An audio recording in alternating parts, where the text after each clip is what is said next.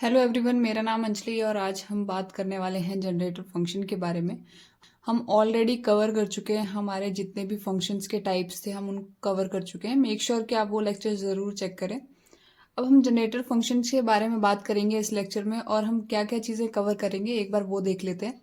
यहाँ पर generator function का थोड़ा सा इंट्रोडक्शन मैं दूंगी, उसके बाद मैं बताऊंगी कि जनरेटर फंक्शन का हम यूज़ कैसे करते हैं।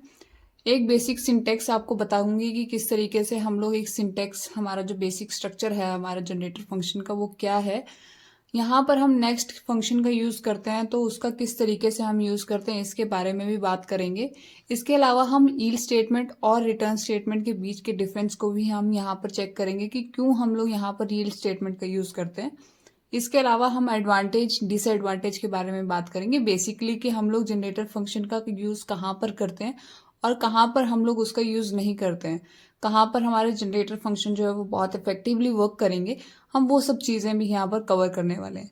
एंड यहाँ पर एक बहुत मोस्ट इंपॉर्टेंट होगा आप लोगों के लिए कि अगर आप लोग पाइथन सीख रहे हैं तो आपको इंटरव्यू से रिलेटेड क्या क्वेश्चन जो है वो फ्रेम किए जा सकते हैं, उनके बारे में मैं कुछ आपको यहाँ पर कॉमन इंटरव्यू क्वेश्चंस भी बताऊंगी।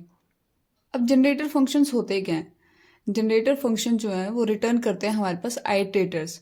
जो हमारे रेगुलर फंक्शंस अभी तक हम जो फंक्शंस बनाते आए हैं उन फंक्शंस में हम लोग रिटर्न स्टेटमेंट का यूज़ करते हैं, जिनका काम होता है कि एक फंक्शन को रन करो और हमें कंक्लूड करके आंसर दो जो भी हम रिटर्न करना चाहते हैं। अब जनरेटर फंक्शन जो है वो यील्ड स्टेटमेंट का यूज़ करता है। यील्ड स्टेटमेंट का काम ये होता है कि जब हम उसको कहेंगे कि हमें फर्स्ट एलिमेंट जो है उसको आउटपुट हमें जनरेट करके दो, तो वो फर्स्ट एलिमेंट को जनरेट करेगा। हम सेकंड एलिमेंट की डिमांड करेंगे तो ये सेकंड एलिमेंट को जनरेट करेगा। इस तरीके से हमारा यील्ड स्टेटमेंट वर्क करता है। अब यहाँ पर क्योंकि हम लोग एक एक एलिमेंट को ही जनरेट कर रहे हैं हमारी नीड के अकॉर्डिंग, तो यहाँ पर मेमोरी उस अकॉर्डिंग यूज़ होती है। अब मैं आपको इसके थोड़े से यूजेस के बारे में बताती हूँ कि किस तरीके से रियल लाइफ में हमारा जनरेटर फंक्शन जो है वो वर्क करता है, मतलब आप रियल लाइफ से इसको कैसे रिलेट कर सकते हो। मान लीजिए कि एक फैक्ट्री है और वो प्रोड्यूस करती है एसी। एसी बनाने का काम करती है एक फैक्ट्री। अब मान लीजिए एक कंपनी है, अब उस कंपनी को एसी की ज़रूरत है और इस कंपनी को पता है कि इसकी डिमांड है 10 एसी की। जब हमें डिमांड पता है तो हमने फैक्ट्री को यहाँ से रिक्वेस्ट सेंड की 10 एसी के लिए। तो यहाँ पर फैक्ट्री ने क्या किया, 10 एसीज को वहाँ पर क्रिएट किया और उसके बाद वहाँ पर डिलीवरी कर दी। ठीक है, तो इसने फैक्ट्री ने क्या किया, 10 एसीज को पहले सभी के सभी एसीज को बना लिया और उसके बाद एक ही टाइम पे, मतलब वन टाइम यहाँ पर हमारी डिलीवरी हुई और सभी 10 एसीज को एक ही बार में डिलीवर कर दिया कंपनी को। वेयर एज अगर हम एक और कंपनी देखते हैं, कंपनी ए और बी ले लेते हैं। ये ए कंपनी थी और यहाँ पर हमारे पास बी कंपनी है। तो यहाँ पर बी कंपनी का डिमांड ये है कि इसको एसी चाहिए, लेकिन इसको डिमांड नहीं पता कि कितने मुझे एसी की रिक्वायरमेंट हो सकती है। हो सकता है कोई न्यू कंपनी बन रही हो और उसको नहीं पता कि मेरी कितनी डिमांड है। तो अब वो कंपनी क्या करेगी, मान लीजिए कि उसको अभी पता चलता है कि उसको सिर्फ एक एसी की ज़रूरत है, तो वहाँ पर ये कंपनी एक एसी की डिमांड करेगी और इसको एक एसी बन के मिल जाएगा।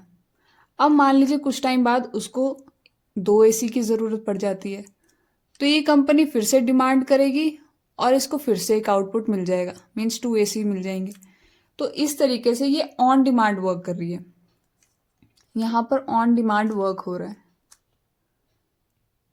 और यहाँ पर क्या हो रहा था, वन टाइम हमारा डिलीवरी हो रहा था।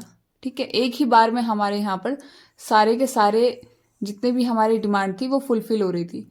और यहाँ पर हमारी डिमांड के अकॉर्डिंग, जैसे हमारी डिमांड बढ़ रही थी वैसे वैसे हमें कंपनी जो है वो डिमांड भेज रही थी और उसको फैक्ट्री जो है वो एसी प्रोवाइड कर रही थी।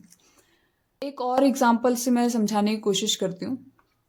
मान लीजिए आप एक स्टूडेंट हैं, मान क्या लीजिए मैक्सिमम यहाँ पर स्टूडेंट्स ही होंगे। तो यहाँ पर आप लोगों ने बहुत ये चीज़ फेस की होगी कि जब आप एक स्कूल में या किसी कॉलेज में आप पढ़ने के लिए जाते हैं तो कोई ना कोई एक ऐसी बुक निकल ही आती है जो बहुत आसानी से नहीं मिल रही होती, और किसी के पास वो पुरानी बुक मिल जाती है। तो आप क्या करते हैं, आप चाहते हैं कि मैं वो पूरी की पूरी बुक जो है वो एक ही बार में प्रिंट कर लूँ।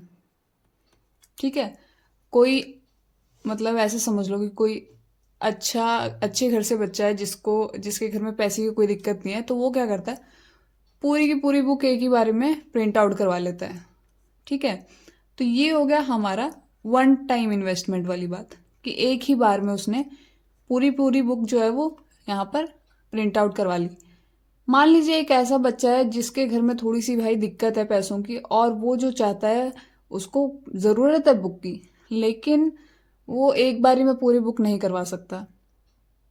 तो वो क्या करेगा, उस बुक के छोटे छोटे पार्ट्स, मीन्स पहले एक चैप्टर करवा लिया, फिर 2 चैप्टर करवा लिए, डिमांड के अकॉर्डिंग जैसे जैसे वो पढ़ता जाएगा वैसे वैसे वो प्रिंट आउट करवाता जाएगा। तो यहाँ पर ऑन डिमांड वो प्रिंट करवा रहा है, कि जैसे जैसे मुझे नीड होगी मैं यहाँ पर प्रिंट करवा लूँगा। तो ये भी एक एग्जाम्पल है जनरेटर फंक्शन का, कि नीड के अकॉर्डिंग जैसे जैसे उसकी डिमांड बढ़ती गई, उसने वहाँ पर चीज़ों को प्रिंट आउट करवाना शुरू कर दिया। अब यहाँ पर एक और चीज़ हो गई, कि जब हम एक पूरी की पूरी बुक को प्रिंट आउट करवाएंगे तो वो बहुत ज़्यादा स्पेस लेगा, कंप्यूटर टर्म्स में मेमोरी कह सकते हैं। और यहाँ पर अगर बच्चा छोटे छोटे पार्ट्स, चैप्टर वाइज चैप्टर जो है प्रिंट आउट करवा रहा है, तो क्योंकि वो चैप्टर वाइज करवा रहा है तो यहाँ पर मेमोरी जो है उसकी कम लग रही है। ठीक है, यहाँ पर मेमोरी ज़्यादा लग रही है और यहाँ पर मेमोरी उसकी कम लग रही है। ठीक है, इस तरीके से हम लोग जनरेटर फंक्शन को थोड़ा प्रैक्टिकली लाइफ से देखें तो इस तरीके से हमारा जनरेटर फंक्शन जो है वो वर्क करता है। अब यहाँ सिंटेक्स में हमने किया क्या, सबसे पहले तो हमने फंक्शन को क्रिएट किया। अब इतना तो आप अभी तक जानते हैं कि किस तरीके से हम एक फंक्शन को क्रिएट करते हैं। अब यहाँ पर हम लोग रिटर्न स्टेटमेंट की जगह पे यहाँ पर हमने यील्ड स्टेटमेंट का यूज़ किया है। यहाँ पर हम लोग 3 बार यील्ड करेंगे। हमने 3 ही एलिमेंट यहाँ पर पास किए हैं और हम चाहते हैं कि इनको अब हम एक्सेस करें। तो इनको एक्सेस करने से पहले यहाँ पर सबसे पहली चीज़ ये होती है कि हम एक ऑब्जेक्ट बनाते हैं जिसके अंदर हम फंक्शन को कॉल कर देते हैं। जब इस फंक्शन को आप यहाँ पर कॉल करते हैं तो इस ऑब्जेक्ट के एक पर्टिकुलर लोकेशन पे डाटा स्टोर होगा। ठीक है, जब आप मान लीजिए आपको देखना चाहते हैं आपकी किस लोकेशन पे ये ऑब्जेक्ट क्रिएट हुआ है, तो आप यहाँ पर सिंपली ये कर सकते हैं कि प्रिंट कर दें, और प्रिंट के अंदर आप लोग इस ऑब्जेक्ट को कॉल करते हैं। तो यहाँ पर कुछ इस तरीके से आउटपुट आएगा, ऑब्जेक्ट इनटू समथिंग। यहाँ पर कुछ एक एड्रेस दिया होगा कि इस एड्रेस पे ये ऑब्जेक्ट जो है वो क्रिएट हो चुका है। अब यहाँ पर हम चाहते हैं कि हम यहाँ पर इन एलिमेंट्स को एक्सेस करें। तो जैसे कि मैंने बताया था कि हम लोग ऑन डिमांड यहाँ पर वर्क करते हैं। तो मान लीजिए कि मुझे अभी सबसे पहले एलिमेंट को यहाँ पर एक्सेस करना है, तो मैं यहाँ पर प्रिंट करने के लिए कहूँगी, और मैं प्रिंट क्या करूँगी, मैं यहाँ पर एक नेक्स्ट फंक्शन का यहाँ पर यूज़ करूँगी। नेक्स्ट फंक्शन का काम ही ये होगा कि मुझे इसके अंदर जो हमारे ऑब्जेक्ट्स बने हैं उधर से मेरे को एलिमेंट एक एक करके मेरे को एक्सेस करने हैं, तो मुझे वो एक्सेस करके दो। अब यहाँ पर मैं सबसे पहले एक बार यहाँ पर इस फंक्शन को यहाँ पर जनरेटर फंक्शन जो मेरा ऑब्जेक्ट बना है जेन, उसको यहाँ पर नेक्स्ट फंक्शन को पास कर दूंगी। तो यहाँ पर मेरा आउटपुट जो होगा वो 1 आ जाएगा। अब मैं इसको एक और बार यहाँ पर प्रिंट करने के लिए कहती हूँ और मैं सेम ही चीज़ प्रिंट करने के लिए कहूँगी। नाउ टेक अ गेस कि यहाँ पर आउटपुट क्या आना चाहिए। जब हम ऐसे नॉर्मली दूसरे फंक्शंस के साथ करते थे कि हम एक ही चीज़ को वापस रन करते थे तो सेम आउटपुट आना चाहिए, है ना। हम लोग यही मान के चलते हैं कि यार यहाँ पर 1 ही आना चाहिए, बट यहाँ पर यही ट्विस्ट है कि यहाँ पर ये 1 नहीं आएगा। नेक्स्ट जो हमारा एलिमेंट है 2, वो हमारा यहाँ पर आउटपुट आएगा। अब ऐसा क्यों होगा, क्योंकि यहाँ पर जो हमारा जनरेटर फंक्शन है वो हमारी पिछली जो भी हमारी यहाँ पर जैसे हमने 1 को एक्सेस कर लिया, तो इसने इस स्टेट को होल्ड कर लिया कि मैंने 1 आउटपुट दे दिया है ऑलरेडी। अब जब मेरे को नेक्स्ट टाइम ये कुछ आउटपुट मांगेंगे तो मुझे नेक्स्ट एलिमेंट को यहाँ पर आउटपुट देना है। अब यहाँ पर जब इसने मेरे को 2 आउटपुट दे दिया तो इसने इस स्टेट को होल्ड कर लिया कि अब मेरी सेकंड जो हमारा आउटपुट था वो भी यहाँ पर प्रिंट हो चुका है। अब मान लीजिए कि मुझे एक और बार प्रिंट करना है, मुझे थर्ड एलिमेंट को भी एक्सेस करना है, तो मैं यहाँ पर एक और बार यहाँ पर नेक्स्ट फंक्शन का यूज़ करके अपने जेन ऑब्जेक्ट को यहाँ पर पास कर दूंगी। तो इस बार यहाँ पर 3 आउटपुट आ जाएगा। अब जब मैं एक और बार ये चीज़ करती हूँ तो यहाँ पर एक एरर आ जाएगा, आइट्रेशन स्टॉप करने का, स्टॉप आइट्रेशन का एक एरर आ जाएगा। मीन्स वो बता देगा कि इसके अलावा और एलिमेंट्स नहीं है इस फंक्शन के अंदर। तो इस तरीके से हमारा जनरेटर फंक्शन जो है वो वर्क करता है। अब हम इसके कुछ एग्जांपल्स भी देख लेते हैं कि किस तरीके से हम एक जनरेटर फंक्शन को क्रिएट करते हैं। ये तो एक स्ट्रक्चर हो गया कि इस तरीके का हमारा जनरेटर फंक्शन दिखता है। अब हम एक एग्जांपल लेके चलते हैं कि किस तरीके से हमारा जनरेटर फंक्शन वर्क करेगा। हम यहाँ पर एग्जांपल लेंगे कि हम लोग चाहते हैं कि n नंबर ऑफ एलिमेंट्स का ये हमें यहाँ पर एक सीरीज जो है वो हमें आउटपुट दे, एक काउंट हमें आउटपुट दे। मतलब अगर मैंने 5 एलिमेंट्स यहाँ पर मैं लूँगी तो मुझे 0 से लेके 4 तक मुझे ये एलिमेंट्स जो है वो प्रिंट करके देगा, 5 एलिमेंट्स प्रिंट करके देगा।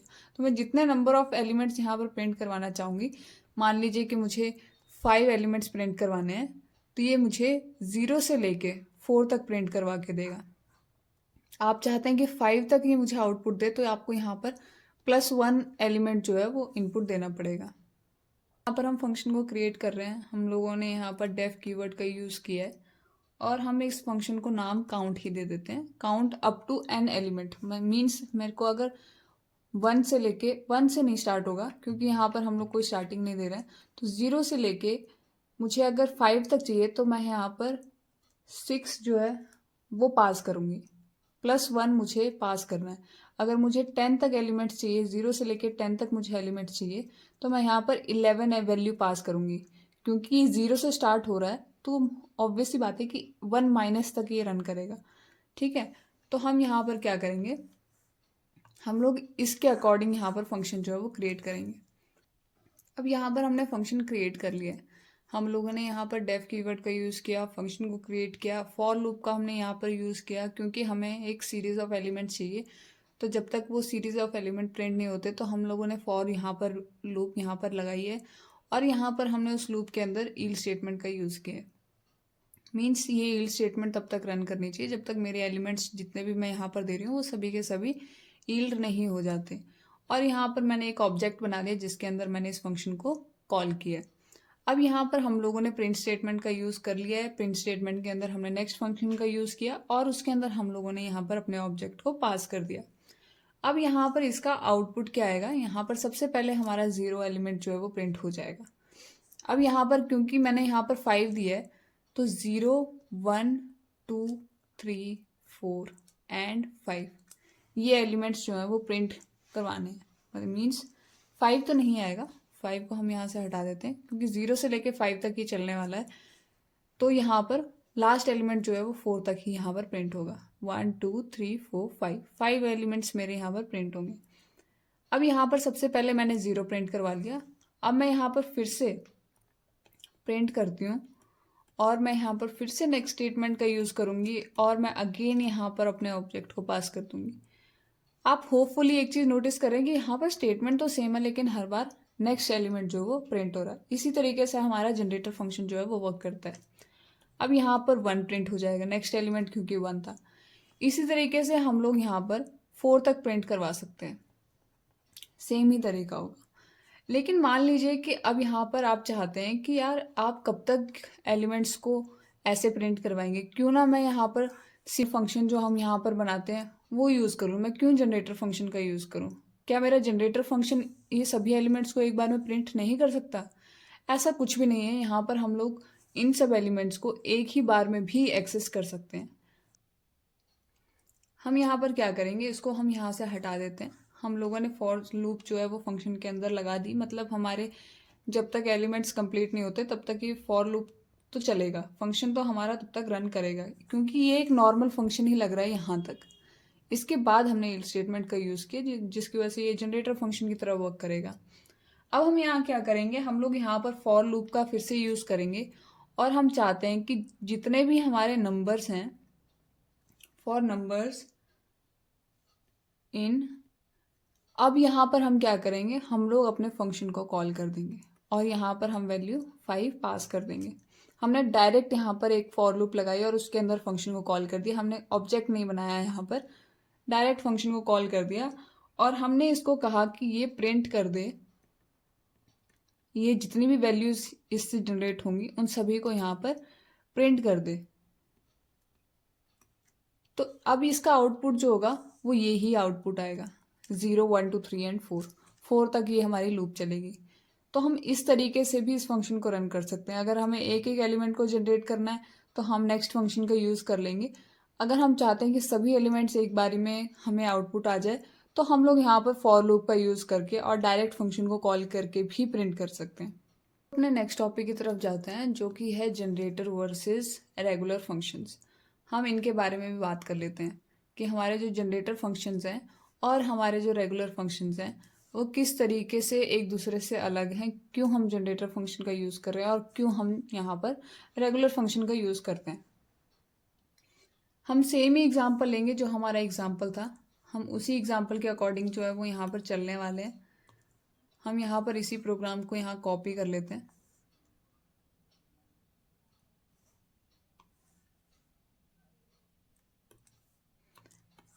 ये तो हो गया हमारा जनरेटर फंक्शन। हम चाहते हैं कि अब हम यहाँ पर रेगुलर फंक्शन से इसका कंपैरिजन करें, तो हम यहाँ पर एक रेगुलर फंक्शन भी क्रिएट कर लेते हैं। तो हम यहाँ पर डेफ और सेम ही नेम ले लेते हैं।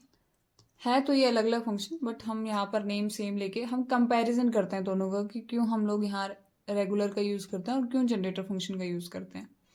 तो हमने नेम तो सेम ले लिया, लेकिन यहाँ पर सबसे पहले तो हमें काउंट डिफाइन करना पड़ता था, क्योंकि यहाँ पर एलिमेंट जो है वो हम किसी लिस्ट के अंदर जो है अपेंड करेंगे, किसी लिस्ट को हम क्रिएट करेंगे और उसी लिस्ट को हम यहाँ पर रिटर्न करते हैं। तो हम सबसे पहले यहाँ पर हमने एक लिस्ट जो है एम्प्टी लिस्ट हमने यहाँ पर बना ली और उसके बाद हम लोगों ने यहाँ पर फॉर लूप का यूज़ किया और हमने यहाँ पर रेंज दे दी। ठीक है, ये हमारा पार्ट हो गया लूप तक। हम अब चाहते हैं कि हमारे जितने भी एलिमेंट्स इस रेंज के अंदर हैं वो सभी के सभी अपेंड हो जाएं मेरी जो लिस्ट है उसके अंदर। तो जितने भी एलिमेंट्स ये आई जो हमारे एलिमेंट्स थे, ये सभी एलिमेंट्स जो भी इस रेंज के अंदर है वो अपेंड हो जाए हमारी काउंट लिस्ट के अंदर। तो हमने यहाँ पर लिस्ट का भी हमने काम कर दिया है। अब हम चाहते हैं कि जब ये सब हो जाए तो ये मुझे रिटर्न कर दे इस लिस्ट को। तो आपने ये चीज़ नोटिस की, यहाँ पर इसने क्या किया कि पहले इस लिस्ट को क्रिएट कर लिया। जब ये लिस्ट क्रिएट हो गई, ये लूप पूरा काम कर गया, तो उसने मेरे को लिस्ट जो है वो आउटपुट रिटर्न की। तो इस तरीके से हमारा रिटर्न स्टेटमेंट वर्क करता है। यहाँ पर क्या हो रहा था, एक एक एलिमेंट जो है वो जनरेट हो रहा था और हमें एक एक एलिमेंट हम उसको एक्सेस कर पा रहे थे। और लास्ट में मैं चाहती हूँ कि मैं इस फंक्शन को कॉल कर दूँ। तो मैंने यहाँ पर इस फंक्शन को कॉल कर दिया और प्रिंट स्टेटमेंट का यूज़ कर दिया प्रिंट लेने के लिए। तो यहाँ पर दोनों फंक्शंस में डिफरेंस तो आप देख चुके हैं। यहाँ पर हम लिस्ट का यूज़ करते हैं, यहाँ पर किसी लिस्ट का यूज़ नहीं करते। यहाँ पर हमारा ऑब्जेक्ट बनेगा इसका और यहाँ पर हमें एक लिस्ट जनरेट होगी पहले और उसके बाद वो रिटर्न होगी। तो इस तरीके से हमारा रेगुलर कोई भी फंक्शन होता है तो वो इस तरीके से वर्क करता है, मेरा जनरेटर फंक्शन कुछ इस तरीके से हमारा वर्क करता है। अब यहाँ पर मैं एक और चीज़ बताती हूँ कि जब हम जनरेटर फंक्शन का यूज़ करते हैं तो वहाँ पर हमारा फंक्शन जब भी कॉल होता है तो वहाँ पर हमारे डायरेक्टली ये रन करना स्टार्ट नहीं करता। सबसे पहले ये एक जनरेटर ऑब्जेक्ट जो है वो क्रिएट करता है और उसके बाद हमें एलिमेंट्स को हम एक्सेस करते हैं। उसके अलावा जो जनरेटर फंक्शन होता है वहाँ पर हम लोग नेक्स्ट होता है, उसमें हम नेक्स्ट फंक्शन का भी यूज़ कर सकते हैं। नेक्स्ट फंक्शन से हम एक एक एलिमेंट को भी एक्सेस कर सकते हैं। यहाँ पर हम एक एक एलिमेंट को एक्सेस नहीं कर सकते क्योंकि हम यहाँ पर पहले लिस्ट को लूप के अंदर हम क्रिएट कर दे रहे हैं और उसके बाद उस लिस्ट को एक्सेस कर रहे हैं। तो यहाँ पर ये चीज़ पॉसिबल नहीं है।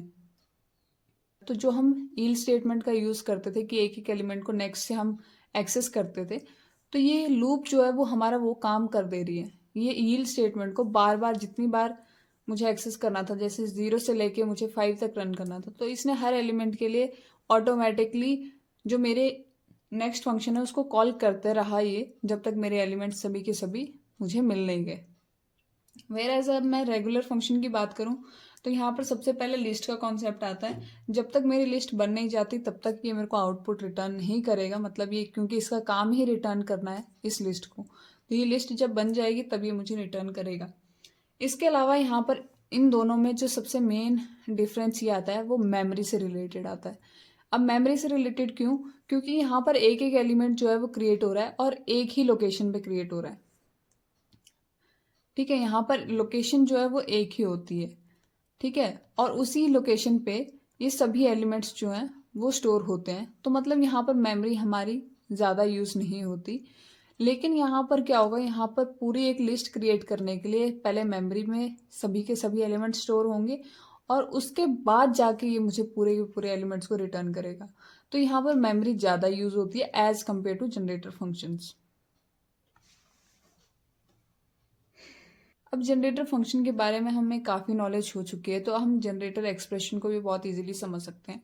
बेसिकली जनरेटर फंक्शन का एक छोटा सा पार्ट है कि जब हमें एक जनरेटर फंक्शन को बनाना होता है तो बहुत छोटा हमें कोई, जैसे हमारे पास एक लैम्डा फंक्शन था, लैम्डा फंक्शन एक बहुत छोटा फंक्शन था, वैसे ही एक छोटा सा अगर हमें जनरेटर फंक्शन बनाना है, बहुत क्विकली अगर हमें एक जनरेटर फंक्शन बनाना है, तो हम यहाँ पर जनरेटर एक्सप्रेशन का यूज़ करते हैं, जिसको हमारी लिस्ट होती हैं, जो हमारे लिस्ट कॉम्प्रीहेंशंस होते थे। अब आपने अगर इस बारे में पढ़ा होगा देन इट्स फाइन, अगर नहीं भी पढ़ा है तो कोई दिक्कत नहीं है।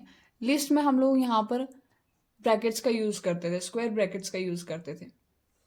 लेकिन यहाँ पर जनरेटर एक्सप्रेशंस को बनाने के लिए हम लोग यहाँ पर पैरेंथेसिस का यूज़ करते हैं। अगर आपको लिस्ट के बारे में नहीं पता है तो मेक श्योर कि आप वो लेक्चर ज़रूर चेक करें, या तो मैंने वो अपलोड कर चुका होगा जब आप देख रहे हैं, या तो वो अपलोड होने वाला है।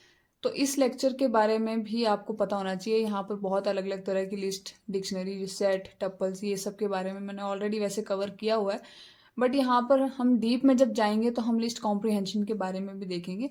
वहाँ पर हम लोग यहाँ पर स्क्वायर ब्रैकेट्स का यूज़ करते हैं और जनरेटर में हम लोग यहाँ पर पैरेंथेसिस का यूज़ करके जनरेटर एक्सप्रेशन को क्रिएट करते हैं। अब अगर मैं यहाँ पर एग्जांपल लूँ जनरेटर एक्सप्रेशन का, तो यहाँ पर मान लीजिए कि मुझे एक काउंट जनरेटर की शॉर्ट कर देते हैं जेन, काउंट जेन के नाम से मुझे एक एक्सप्रेशन बनानी है जिसके अंदर मैं चाहती हूँ कि मेरे एलिमेंट्स 0 से लेकर 4 तक प्रिंट हो। सेम ही एग्जांपल लेते हैं, तो मुझे उसको बहुत जल्दी जल्दी अगर क्रिएट करना हो, बहुत छोटे तरीके से और बहुत एफिशिएंट तरीके से, कि मेरे प्रोग्राम में मुझे ज़्यादा कोड ना लिखना पड़े, तो किस तरीके से बनाऊंगी मैं। यहाँ पर आई जो हमने फॉर लूप ली थी, बस वही एक्सप्रेशन है। आई फॉर आई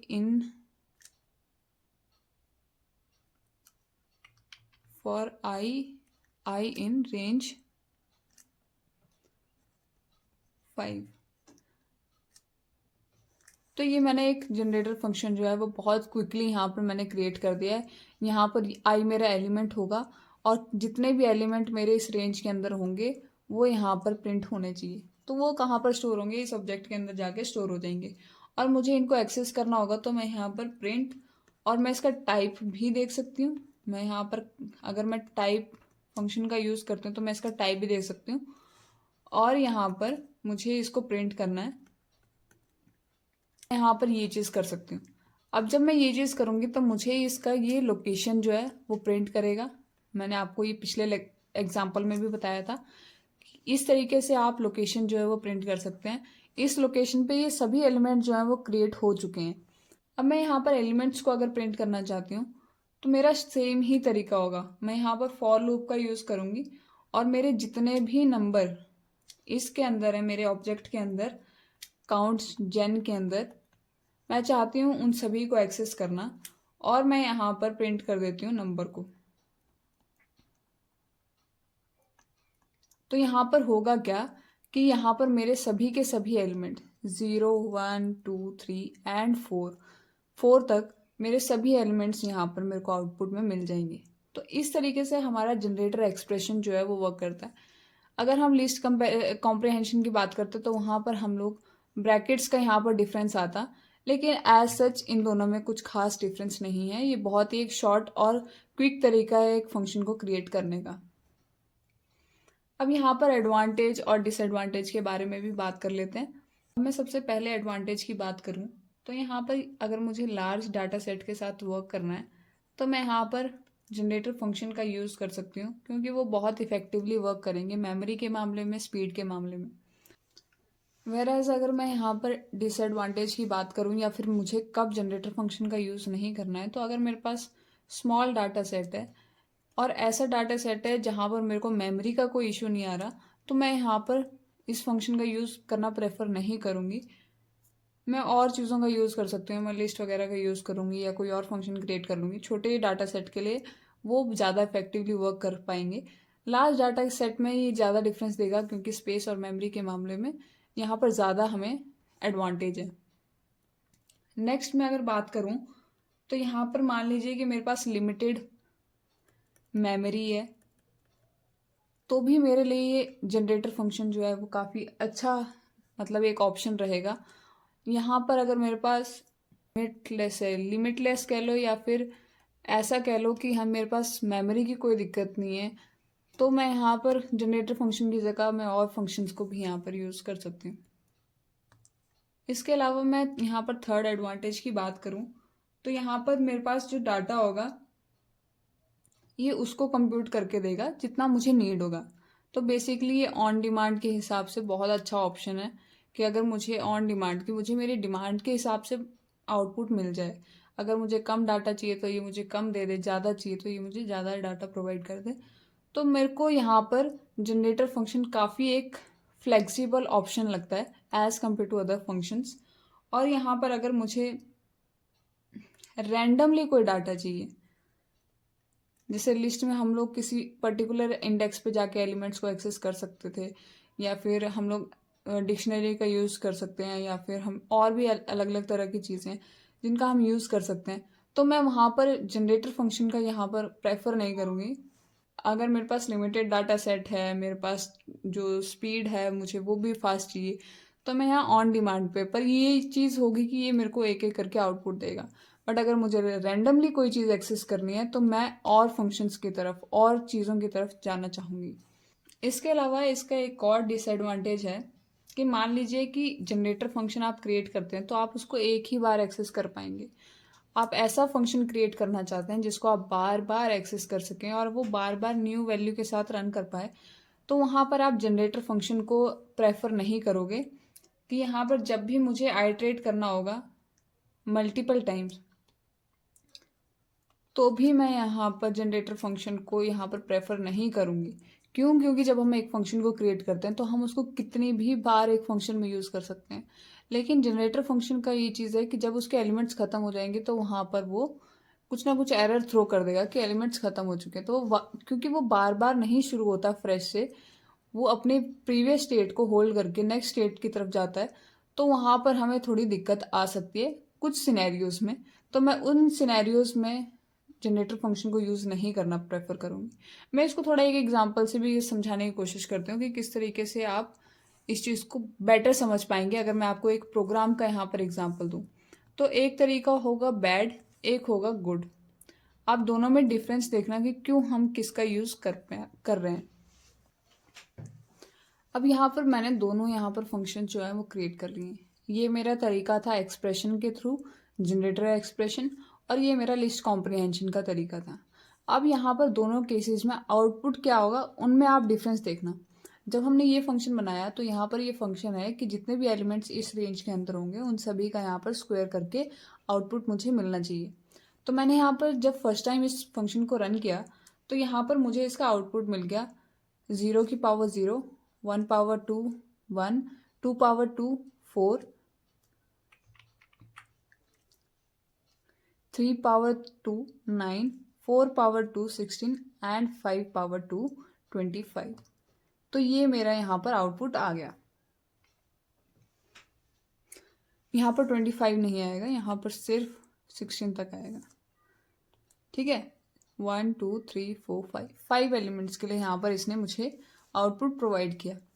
अब मैंने जब फर्स्ट टाइम इसको रन किया था तो मेरा ये आउटपुट आ गया। अब जब मैं इसको सेकेंड टाइम रन करूँगी तो यहाँ पर कुछ भी आउटपुट नहीं आएगा, ये एम्प्टी होगा।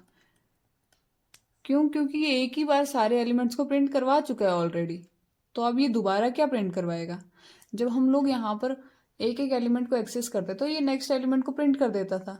अब जब रेंज खत्म हो गया, उसके आगे कोई एलिमेंट ही नहीं है, तो ये क्या प्रिंट करेगा फिर से कॉल करने पे? इसी वजह से हम लोग यहाँ पर कहते हैं कि कुछ सिनेरियोज में हमारा ये जनरेटर फंक्शन उतना इफेक्टिव वर्क नहीं करता। अब मान लीजिए मुझे एक लिस्ट कॉम्प्रिहेंशन के थ्रू एक फंक्शन मैंने क्रिएट किया है और मैं अब यहाँ पर इस फंक्शन को 2 बार कॉल करूँगी।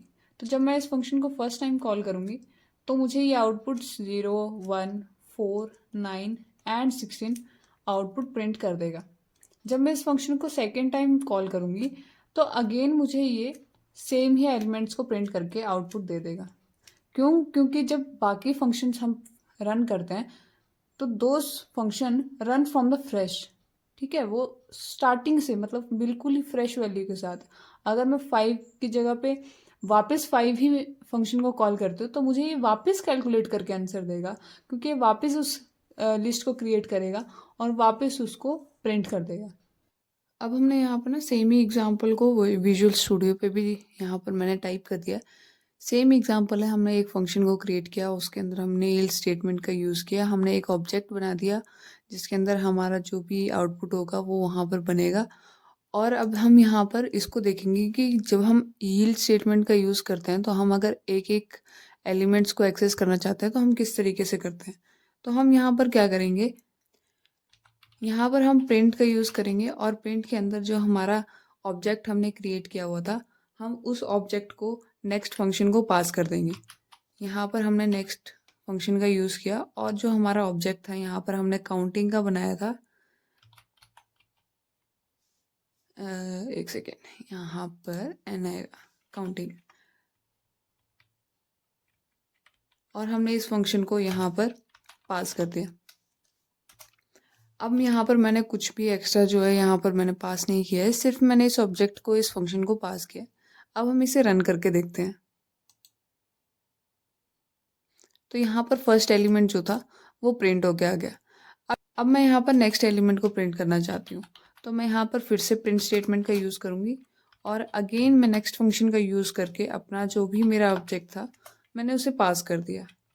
अब मैं इसे रन करूँगी, लेट्स सी व्हाट हैपन्स। अब यहाँ पर इसने 0 के बाद 1 को प्रिंट कर दिया, मीन्स इसको अपनी स्टेट पता थी कि मैंने 0 को प्रिंट कर दिया है, तो अब मुझे नेक्स्ट एलिमेंट को प्रिंट करना है, ठीक, क्योंकि यहाँ पर कुछ एक्स्ट्रा इन्फॉर्मेशन नहीं दी है मैंने। सेम ही मतलब अगर हम देखें तो सेम ही लाइन सेम ही सिंटेक्स जो है वो यहाँ पर है, लेकिन आउटपुट में डिफरेंस है। आउटपुट इसने 2 टाइम्स दिया, तो जितनी बार मैं इसको यहाँ पर लिखूँगी उतनी बार ये मुझे एलिमेंट्स को प्रिंट करके देगा। अब मुझे एक और चीज़ यहाँ पर आपको शो करनी थी कि यहाँ पर जब हम सभी एलिमेंट्स को प्रिंट कर लेते हैं तो यहाँ पर क्या होता है। तो लेट मी डू दैट। मैं इसको यहाँ पर कॉपी ही कर लेती हूँ।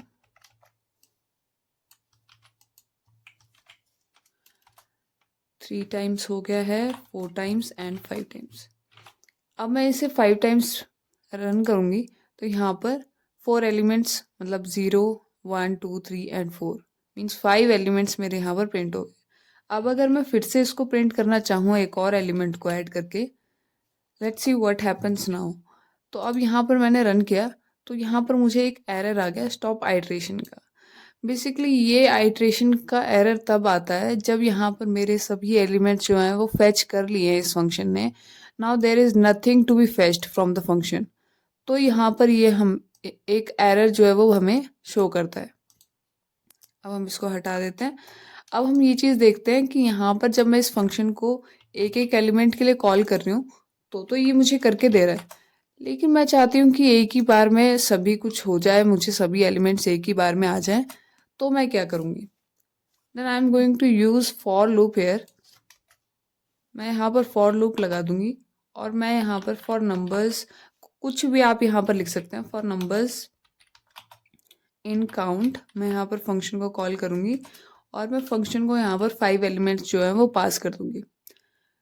अब मैं यहाँ पर चाहती हूँ कि यहाँ पर प्रिंट होके आ जाए जितने भी मेरे यहाँ पर एलिमेंट्स थे, जो भी मैंने यहाँ पर नंबर मेरे इस लूप के अंदर थे, वो सभी के सभी नंबर्स जो हैं वो एक ही बार में प्रिंट होके आ जाएं। अब मैं यहाँ पर इसको रन करूँगी तो मेरे सभी एलिमेंट्स एक ही बार में यहाँ पर प्रिंट होके आ गए हैं। तो इस तरीके से हम लोग एक फंक्शन को क्रिएट करते हैं और हम लोग अगर चाहते हैं कि सभी एलिमेंट्स एक बार में फैच हो जाएं तो हम वो भी कर सकते हैं। सिंगल एलिमेंट्स को फैच करना चाहते हैं हम वो भी कर सकते हैं। यहाँ पर मैं साथ ही रेगुलर फंक्शन का भी एग्जाम्पल देती हूँ कि रेगुलर फंक्शन का अगर मैं एग्जाम्पल लूँ यहाँ पर तो वो किस तरीके से वर्क करेगा। दोनों में डिफरेंस अब हम देखते हैं। हमने यहाँ पर डेफ कीवर्ड का यूज़ करके सेम ही फंक्शन को बनाया, बट अब हम यहाँ पर सेम फंक्शन नहीं ले पाएंगे क्योंकि एक ही प्रोग्राम में क्रिएट कर रहे हैं। तो हम यहाँ पर काउंट 1 ले लेते हैं और अब मैं यहाँ पर इस फंक्शन को क्रिएट कर रही हूँ। अब इस फंक्शन को क्रिएट करने पे मुझे सबसे पहले इनिशियलाइज करना पड़ेगा एक एम्प्टी लिस्ट को, जिसके अंदर मेरे सभी एलिमेंट्स जो हैं वो यहाँ पर ऐड होते जाएंगे। अब मैं यहाँ पर लगाऊंगी फॉर लूप।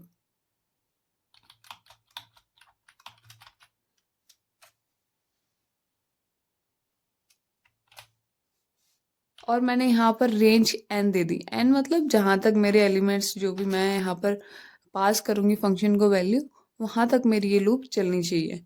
अब मैं यहाँ पर चाहती हूँ कि जितनी बार ये फंक्शन रन कर रहा है और इसके अंदर जो मेरी लूप रन कर रही है वो मुझे अपेंड कर दे सभी वैल्यूज़ को, जो भी इस लूप में आई की वैल्यू आएगी उस सभी को अपेंड कर दे मेरी लिस्ट के अंदर।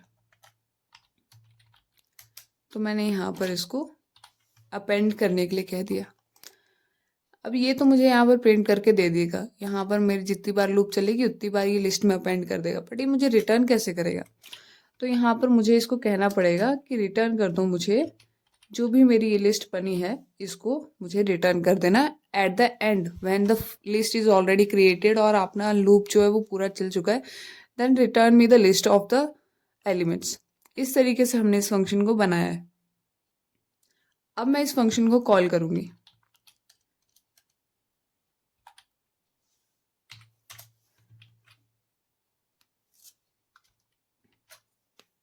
और मैंने यहाँ पर 6 एलिमेंट्स ले लेते हैं, 5 तक यहाँ पर आउटपुट आना चाहिए।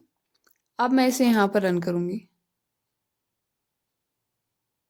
सॉरी, यहाँ पर हमने ना प्रिंट स्टेटमेंट का यूज़ नहीं किया, तो प्रिंट कैसे होगा? This is how we make small mistakes.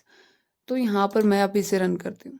अब ये फर्स्ट एलिमेंट्स तो ये हो गए हमारे जनरेटर फंक्शन के, and the next list 0 1 2 3 and till 5, this is the list created from the second function. ठीक है, यहाँ पर हमने लिस्ट का यूज़ किया था। यहाँ पर हमने एम्प्टी लिस्ट क्रिएट किया और उसमें एलिमेंट्स को अपेंड करने के बाद उस लिस्ट को हमने आउटपुट रिटर्न कर दिया। यहाँ पर हमने एक एक एलिमेंट को जनरेट किया और हमने उसको फैच कर लिया। इस तरीके से हम दोनों फंक्शन के बीच में डिफरेंस देख सकते हैं। यहाँ पर लिस्ट का यूज़ किया गया है और यहाँ पर कोई लिस्ट का यूज़ नहीं किया है। इसलिए अब यहाँ पर हमें कुछ एडवांटेजेस हो जाते हैं, दोनों के बारे में मैं बता देती हूँ। जब हम एक जनरेटर फंक्शन को यहाँ पर यूज़ करते हैं तो यहाँ पर एक ऑब्जेक्ट क्रिएट होता है और एक लोकेशन में ही हमारे सारे एलिमेंट्स जो हैं वो यहाँ पर स्टोर होते हैं। तो यहाँ पर जब मैं इस फंक्शन को रन करती हूँ तो इमीडिएटली ये फंक्शन रन नहीं करता, मतलब इमीडिएटली हमारे एलिमेंट्स नहीं बनते। सबसे पहले इनका एक ऑब्जेक्ट बनेगा। ऑब्जेक्ट बनने के बाद हमारा जो भी डाटा होगा हम उसको एक्सेस करते हैं। वेयर एज यहाँ पर क्या होता है, यहाँ पर एक एक एलिमेंट पहले बन जाएगा, पहले सभी एलिमेंट जो हैं वो क्रिएट हो जाएंगे and then the function is going to return you the list.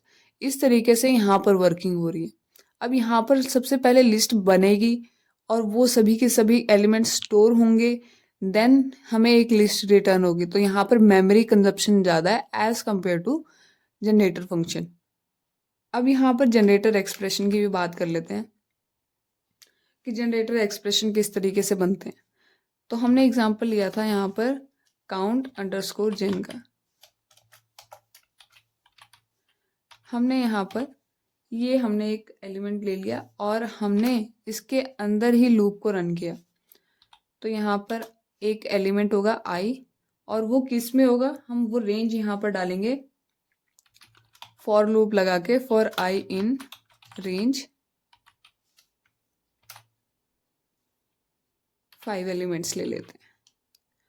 अब ये जनरेटर फंक्शन एक एक एलिमेंट को यहाँ पर प्रिंट करेगा, तो वो मैं यहाँ नहीं चाहती हूँ। मैं चाहती हूँ एक ही बार में लिस्ट जो है वो बन जाए। तो मैं यहाँ पर फॉर लूप लगा लेती हूँ और फॉर लूप में मैं क्या करूँगी, मैं जितने भी नंबर्स मेरे इसके अंदर होंगे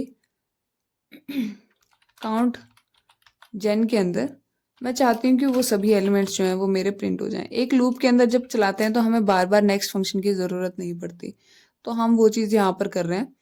हमने फॉर लूप लगा दिया और अब हम चाहते हैं कि ये जितने भी नंबर्स इसके अंदर थे वो सभी के सभी यहाँ पर प्रिंट होके हमें आउटपुट आ जाए। The regular function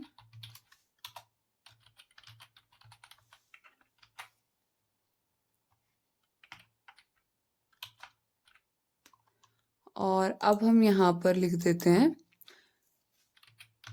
expression generator expression.